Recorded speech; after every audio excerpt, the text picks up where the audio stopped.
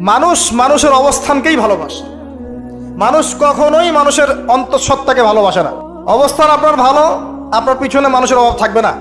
আজকে আপনার ক্ষমতা আছে, পাওয়ার আছে, খ্যাতি আছে, ইত্যাদি আছে, মানুষ দেখবেন পিছনে ঘুরঘুর করছে, এবং এরা কিন্তু সবাই সবার স্বার্থেই ঘুরঘুর করছে। এর বাইরে আল্লাহ পাক কিছু মানুষের মনে আল্লাহর পক্ষ থেকে মহব্বত দেন, এটা আলাদা বিষয়। এটা শুধু ধার্মিকদের ক্ষেত্রেই সম্ভব। ওই দুই ব্যক্তি যারা আরশের ছায়া ছায়া পাবে, যারা একে অপরকে আল্লাহর ওয়াস্তে মহব্বত করেছে, তাই না? অতএব আল্লাহর পক্ষ থেকে একটা মহব্বত থাকে, এটার কোনো স্বার্থ থাকে না, নিঃস্বার্থ ভালোবাসা। এটা টোটালি নিঃস্বার্থ ভালোবাসা, কোনো স্বার্থ নাই। কিন্তু দুনিয়ার ভালোবাসা স্বার্থপর। অবস্থানকে আপনাকে মূল্যায়ন করা হবে। আপন শুধু আল্লাহ পাক আপনার। আল্লাহর জন্যে যার যার হক তাকে তাকে দিয়ে দেন, নিজের হক আল্লাহর কাছে চেয়ে নেন, আপনি সুখে থাকবেন ইনশাআল্লাহ। এর চেয়ে কোনো ফিলোসফি নাই দুনিয়াতে সুখে থাকা। আপনি মানুষকে সন্তুষ্ট করতে পারবেন না। পরিবার, বাবা মা, ছেলে মেয়ে, বউ বাচ্চা, কাউকে সন্তুষ্ট করতে পারবেন না। 100% আপনি কাউকে সন্তুষ্ট করতে পারবেন না। সারা জীবন করে যাবেন, আপনার বিরুদ্ধে অভিযোগ থেকেই যাবে। আল্লাহ পাক অপেক্ষা করছেন আপনার জন্য। আপনি কখন তওবা করে তার দিকে ফিরে আসবেন, দেন আল্লাহ পাক আপনাকে মাফ করে দিবেন ইনশাআল্লাহ। আল্লাহ পাক বলেছেন, শোনেন, ইল্লা মান তাবা, যে অনেক গুনাহ করেছে, শিরক করেছে, জিনা করেছে, মদ খেয়েছে, বেদাত করেছে, হারাম খেয়েছে, আল্লাহ পাকের অবাধ্য হয়েছে, নামাজ পড়ে নাই, যাকাত দেয় না, ইত্যাদি ইত্যাদি অনেক অন্যায় করেছে, একদিন তওবা করে ফিরে এসেছে। আল্লাহ পাক বলছেন, ইল্লা মান তাবা, যে ব্যক্তি তওবা করে ফিরে আসলো, ওয়া আমানা, এবং ঈমান নিয়ে আসলো, ওয়া আমিলা আমালান সালিহান, এবং এখন থেকে সতামল করা শুরু করলো, হোক সে নারী বা পুরুষ, যে কেউ, যে কোনো বয়সের, যে কোনো বর্ণের, যে কোনো ভাষার, যে কোনো দেশের, এগুলো কিচ্ছু যায় আসে না আল্লাহ পাকের। ইন্নাল্লাহা লা ইয়ানজুরু ইলা আজসামিকুম ওয়ালা ইলা সুওয়ারিকুম ওয়ালাকিন ইয়ানজুরু ইলা কুলুবিকুম ওয়া আমালিকুম। আল্লাহ পাক শুধু কলব দেখেন, আমল দেখেন, রক্ত মাংস বর্ণ এগুলো দেখেন না। আল্লাহ পাক ফিরে এসেছে, আমল, ঈমান এনেছে, আমল সালেহ করেছে। আল্লাহ পাক বলেন, উলাইকা, এরাই তারা, ইউবাদদিলুল্লাহু সাইয়্যাতিহিম হাসানাত, এরাই সেই ব্যক্তি যাদের সমস্ত গুনাহকে আমি আল্লাহ নেকি দিয়ে পরিবর্তন করে দেব। আল্লাহ অপেক্ষা করছেন আপনার জন্য। আপনার কাছে আসার গল্পটা হোক আল্লাহর কাছে আসার গল্প। এই জেনার কাছে আসার গল্প দিয়ে কোনো লাভ নাই। আল্লাহ পাক যেটা বলেছেন, লা তাকরাবু জিনা, জিনার কাছেও যেও না। আপনি দেখবেন এখন বলা হচ্ছে জেনাটাই হচ্ছে কাছে আসার গল্প। আমি বলি শোনেন, নিমের ডাল দিয়ে দাঁত মাজেন। নিম গাছের ডাল আছে না, নিমের ডাল দিয়ে দাঁত মাজেন, এই পেস্ট ছেড়ে দেন, বয়কট করে ফেলেন, দেখবেন কয়দিন পর ক্ষমা চাবে যে ভুল হয়ে গেছে, আমরা এগুলা অ্যাড বানাবো না। আমরা যে নরম সরম মানুষ, কোনো ইনিশিয়েটিভ নিতে পারি না, এই জন্য চড়া হয়ে বসে থাকি। প্রতিটা সেক্টরেই দুর্নীতি চলছে। এই যে কাছে আসার গল্পের নাম দিয়ে মানুষকে জানা করাচ্ছে। যুবক যুবতী স্কুল লাইফ থেকে মাহরাম, গায়রে মাহরাম, এই গায়রে মাহরামের সাথে স্কুল লাইফ থেকে শুরু হয়। স্কুল লাইফে পড়ছে ক্লাস 8, 9, 10। ক্লাস 8, 9, 10 এর মেয়েরা, ছেলেরা এখন অ্যাডাল্ট। এরা এমন কিছু করে যা আপনার কল্পনাও নাই। এই বয়সেও তো সব পাপ করা শেষ। এগুলো সাক্ষী আপনারাই, আমার উপর আমাকে ভালো মন্দ বলেন না, এগুলো সাক্ষী আপনারা নিজেরাই। নিজেদের ঘরগুলো দেখেন। আর সবচেয়ে বড় কথা হচ্ছে, ঘরের মানুষ কিন্তু কথা শোনে না। দেখবেন আপনি সারা দুনিয়ায় দিন কায়েম করে ফেলছেন, দিনটা, আর আপনার ঘরটা হচ্ছে নূহ আলাইহিস সালামের মতো। দেখবেন বউ কথা শোনে না, স্বামী, ছেলে কথা শোনে না। এটাই বাস্তবতা। কিন্তু নূহ আলাইহিস সালামের ঘটনা মনে নাই? 950 বছর দাওয়াত দিয়েছেন, শেষে গিয়ে বলেছেন, রব্বি আন্নী মাগলুবুন ফান্তাসির, আল্লাহ আমি পরাজিত হয়ে গেছি, আমাকে সাহায্য করো, আমি আর পারছি না। আল্লাহ পাক আযাব নাজিল করে দিলেন, তিনি পার হয়ে গেলেন না। ছেলে পার হয় না, ছেলে বলে আমি পাহাড়ে উঠে যাব, পাহাড় আমাকে সেভ করবে। নূহ আলাইহিস সালাম বলছেন, আজকে কেউ সেভ করতে পারবেন না আল্লাহর আযাব থেকে। একটু পরে একটা ঢেউ এসে বাপ বেটার মাঝখানে পার্থক্য করে দিল, ছেলে ডুবে মরে গেল। তার স্ত্রী পর্যন্ত ঈমান নিয়ে আসলো না। আল্লাহর কাছে হাত তুলে দোয়া করছেন, আল্লাহ আমার ছেলে, আমার আহাল, আমার পরিবার। আল্লাহ ধমক দিয়ে বলছেন যে লাইসা মিন আহলিক, সে তোমার পরিবারের কেউ না। দেখবেন আপনি মাশাআল্লাহ দিনদার, আপনার ভিতরে ইসলাম এস্টাবলিশ করা ডিফিকাল্ট। কারণ মানুষ এখন খুব ব্যক্তি সচেতন, নিজের মনে যা চাবে সেটাই করবে। আর আনুগত্যকে তারা দাসত্ব মনে করে। কথা বুঝেন? আনুগত্য করাকে দাসত্ব মনে করে। আমি দাসত্ব করব কেন? আল্লাহ এবং তার রাসূল এবং স্বামী পরিবার কর্তাদের আনুগত্যটাকে তারা দাসত্ব মনে করে। অতএব সুখে থাকার মূল মন্ত্র এটাই আপনার, যার যার হক তাকে তাকে দিয়ে দেন, নিজের হক আল্লাহর কাছে চেয়ে নেন, আপনি সুখে থাকবেন ইনশাআল্লাহ। আল্লাহর জন্য বাঁচেন, আল্লাহর জন্য খান, আল্লাহর জন্য পড়েন, আল্লাহর জন্য দিন কায়েম করেন, আল্লাহর জন্য আপনি ইবাদত করেন, আল্লাহর জন্য মারা যান, ইনশাআল্লাহ আল্লাহ আপনাকে জান্নাত দিবেন। আর আল্লাহর কাছে আমরা সবাই একা একা ফিরে যাবো। ইন্না লিল্লাহি ওয়া ইন্না ইলাইহি রাজিউন। একা একা একজন একজন করে হিসাব নেবেন আল্লাহ পাক। তখন আমার সাথে কেউ থাকবে? আপনার সাথে কেউ থাকবে? ইন্তেকালের পরে 40টা দিন অপেক্ষা করেন না, মানুষ মনে রাখে? রাখবে না, কাউকে রাখবে না। এটাই দুনিয়ার বাস্তবতা। দুনিয়া বড় নিষ্ঠুর। আর এগুলোর বাস্তবতা আপনারা যত দিন যাবে তত দেখবেন, উপলব্ধি করবেন। একদম কাঠামো ভেঙে যাবে, ফ্রি মিক্সিং দিয়ে, হারাম রিজিক দিয়ে, আপনার এই যে অপসংস্কৃতি দিয়ে পরিবারের কাঠামোই ভেঙে যাবে, সমাজের কাঠামো ভেঙে যাবে। মানুষ দেখবেন আত্মহত্যা করে মারা যাবে বেশি বেশি। বাবার খোঁজ নিবে না সন্তান। কিয়ামতের আলামত আছে, আনতালি দালামাতুর রাব্বাতুহা। দাসী মনিবকে জন্ম দিবে, মা বাবার সাথে দাস দাসীর মতো আচরণ করা হবে। টাকার জন্য, সম্পদের জন্য মানুষ ভাইকে হত্যা করবে, বোনকে হত্যা করবে, ছেলে বাবাকে হত্যা করবে, মাকে হত্যা করবে। এগুলো সব কিয়ামতের আলামতের হাদিস। এগুলো আপনি বাস্তবতা মিলিয়ে দেখেন, 100% মিলে যাবে। এগুলো চলছে এখন। এই জায়গায় আমি বলবো আত্মকেন্দ্রিক হন।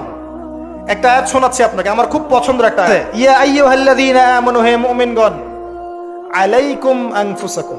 নিজের নফসের খবর নাও আগে। নিজের নফসের খবর নাও, নিজে ঠিক হও।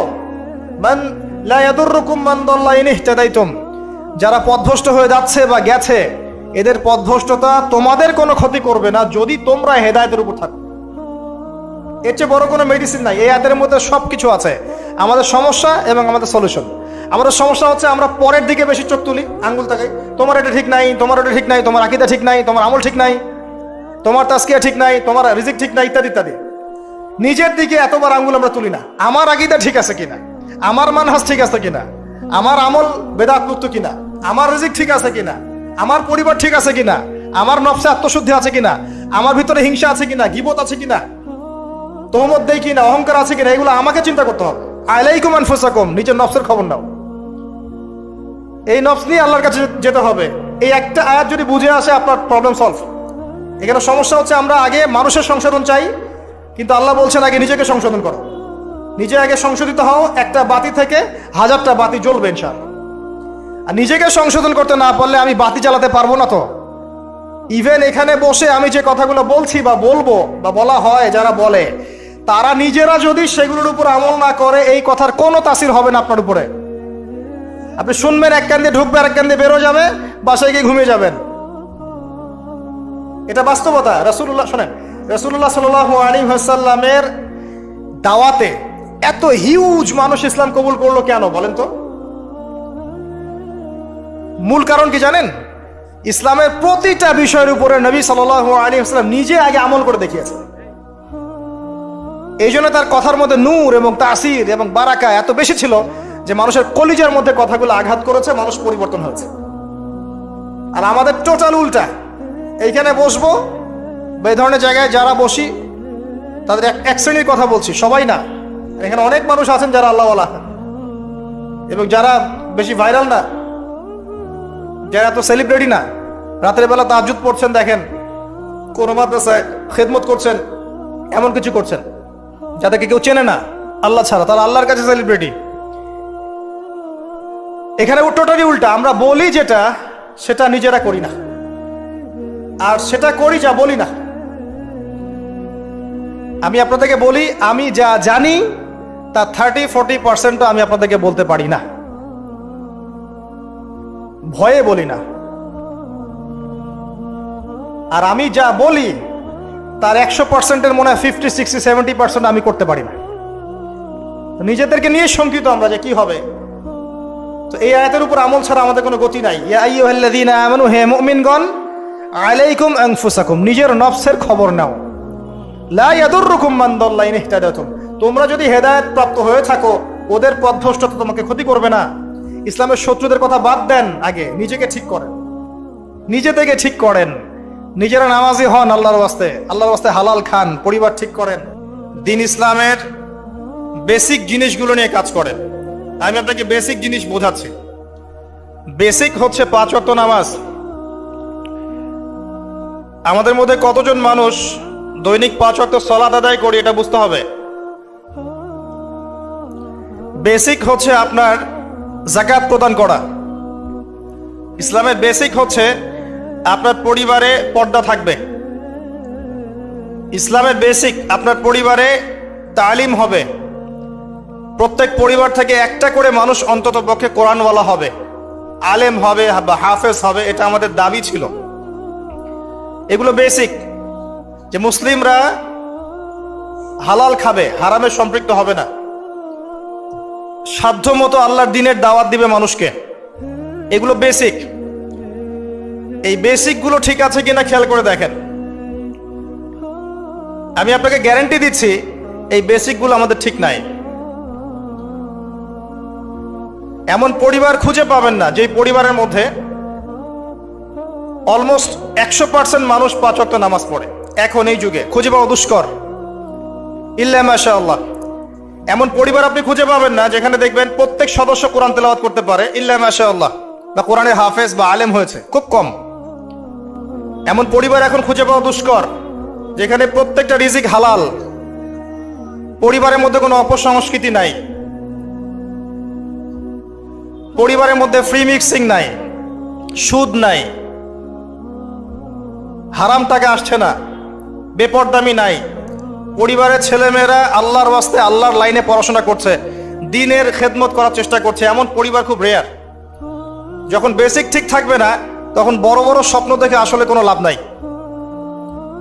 একটা বিল্ডিং নির্মাণ করতে চান, তার বেস যদি ঠিক না থাকে তাহলে আপনি 10-20 তলার স্বপ্ন দেখে আসলে কোনো ফায়দা নাই। এর পরেও আছে যারা দ্বীনের রিপ্রেজেন্টেটিভ, তাদের মধ্যে আপনি দেখবেন ভিতরে দ্বীন নাই।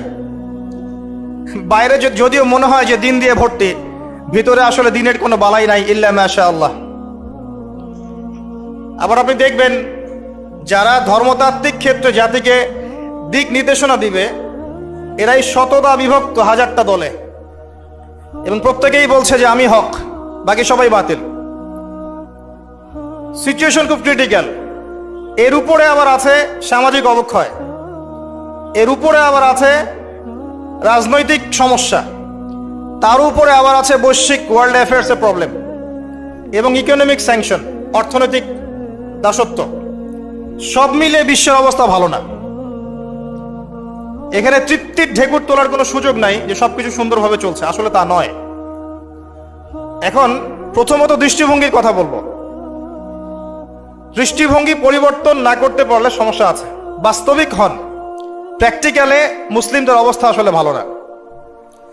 এবং পুরো বিষয়ের রিয়েলিটি বুঝতে হলে আপনাকে খিদির আলাইহিস সালাম হতে হবে। এই ব্যক্তি আবার কে? খিদির আলাইহিস সালামকে পাবেন কোথায়? কোথায় আছে? সূরা কাহফে আছে। নবী মুসা আলাইহিস সালাম প্রশ্ন করছেন, নৌকাটা কেন ফুটা করলেন? নবী মুসা আলাইহিস সালাম প্রশ্ন করছেন, এই বাচ্চাটাকে কেন হত্যা করলেন? নবী মুসা আলাইহিস সালাম প্রশ্ন করছেন, দেয়ালটা কেন নির্মাণ করলেন? মুসা আলাইহিস সালাম বাইরের চোখ দিয়ে দেখছেন, তিনি ভিতরের কথা বুঝতে পারছেন না। কিন্তু খিদির আলাইহিস সালাম আল্লাহর নূর দিয়ে দেখছেন, তাই তিনি দূরদর্শিতার সাথে দেখতে পাচ্ছেন প্রতিটা ঘটনার পিছনের কারণ কি। যদি নৌকা ফুটা না করতেন তাহলে জলদস্যু নিয়ে যেত। যদি বাচ্চাটাকে হত্যা না করতেন, এই বাচ্চা বড় হয়ে অনেক বড় কাফের হতো। যদি এই দেয়াল নির্মাণ না করতেন, এই দেয়ালের নিচে রাখা সঞ্চিত সম্পদ এতিম বালকরা পেত না। ঘটনা কি পড়েছেন কখনো? এই ঘটনা কারা কারা পড়েছেন? হাত তোলেন দেখি। এই হচ্ছে বাস্তবতা, হাত নামান। এই ঘটনাটা একটা আপনাকে এপিস্টিমোলজি দিবে। এপিস্টিমোলজি মানে হচ্ছে জ্ঞানতাত্ত্বিক দর্শন। এটা একটা ফিলোসফিক্যাল থট, জ্ঞানতাত্ত্বিক দর্শন, এপিস্টিমোলজি, জ্ঞান তত্ত্ব। মুসা আলাইহিস সালাম বাইরের চোখ দিয়ে দেখছেন। এখনকার পুরো বিশ্বের এডুকেশনাল ফিলোসফিটা এরকমই, সবাই বাইরের চোখ দিয়ে দেখতে চায়, কিন্তু খিদির আলাইহিস সালাম ভিতরের চোখ দিয়ে দেখতেন। তিনি বুঝতে পেরেছেন কেন নৌকা ফুটা করতে হবে, কেন এই বাচ্চাকে হত্যা করতে হবে, আর কেন দেয়া দিনমার করতে হবে। এটা মুসা আলাইহিস সালাম বুঝতে পারেন নাই। অতএব এই বিশ্বে যদি আপনি প্রতিটা বিষয়ের সমাধান চান, সলিউশন ফাইন্ড আউট করতে চান, রিয়েলিটি বুঝতে চান, তাহলে আপনাকে এক চোখ দিয়ে দেখলে হবে না। শুধু বাইরের চোখ দিয়ে দেখলে আপনি সব বুঝতে পারবেন না, ফুল স্টপ। শুধু বাইরের চোখ দিয়ে দেখলে আপনি সব বুঝতে পারবেন না। আই রিপিট, শুধু বাইরের চোখ দিয়ে দেখলে আপনি সব বুঝতে পারবেন না। আপনাকে আল্লাহর নূর দিয়ে দেখতে হবে, আল্লাহর কলব দিয়ে, আপনার জাগ্রত কলব দিয়ে দেখতে হবে, যেমনটা খিদির আলাইহিস সালাম করেছেন। বাহ্যিক চোখ দিয়ে আপনি সব কিছুকে দেখলে মনে হবে যে বিশ্ব এগিয়ে যাচ্ছে, কিন্তু ভিতর দিয়ে দেখলে, আল্লাহর নূর দিয়ে দেখলে বুঝতে পারবেন বিশ্ব আগাচ্ছে ঠিকই, কিন্তু তার ধ্বংসের দিকে আগাচ্ছে। সময়ের জন্য অপেক্ষা করতে থাকেন, এক পর্যায়ে কথাগুলো বুঝে আসবে ইনশাআল্লাহ।